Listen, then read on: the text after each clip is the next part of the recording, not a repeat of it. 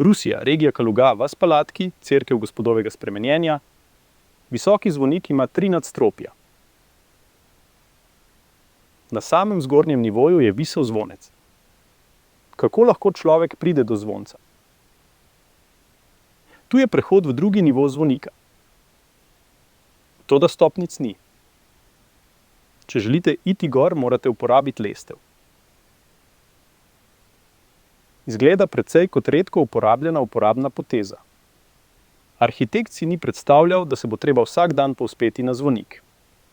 Potem pa so ljudje začeli čutiti potrebo, da se pogosto povzpnejo na zvonik. Tu je bil izdelan lezen podaljšek za stopnice. To je velikost. Tukaj je meja, kjer je bil lezen zid. Zunanja opečna stena je ometana. V notranjosti ni ometa. Tukaj je neprijetno plezati. Predstavljajte si, kako težko je bilo za cerkvenega uslužbenca.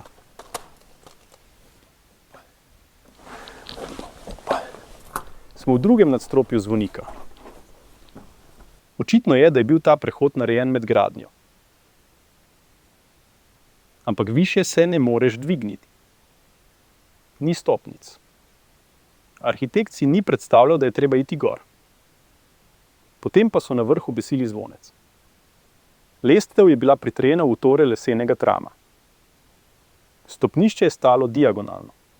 Na tem mestu sem počival. Izkazalo se je zelo strmo stopnišče. Za stopnice pa sploh ni prostora.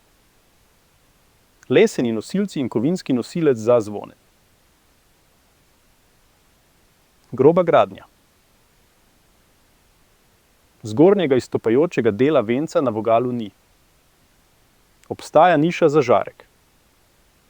Isti štrleči opečni venci so na drugem nivoju. Karnice so cele, brez lukenj. Venec je bil prelomljen, da bi ustavili tram. Poglejmo še en žarek.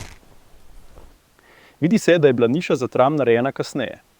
Neusmiljeno so lomili venčne opeke. Ne zdi se kot vnaprej načrtovana niša. En žarek je višji, drugi nižji. Kaj bomo videli naslednje? O moj bog, kakšna groza! Izbili so opeke, da bi ustavili lezen tram. Oglejmo si zadnjo pritrdilno točko. Tudi tu so lomili opeko. Izbili so nišo za žarek. Za zavarovanje zvonca. Izkazalo se je, da je bil zvon v tem stolpu obešen pozneje. Po arhitektovem načrtu ta cerkev ni imela zvonov.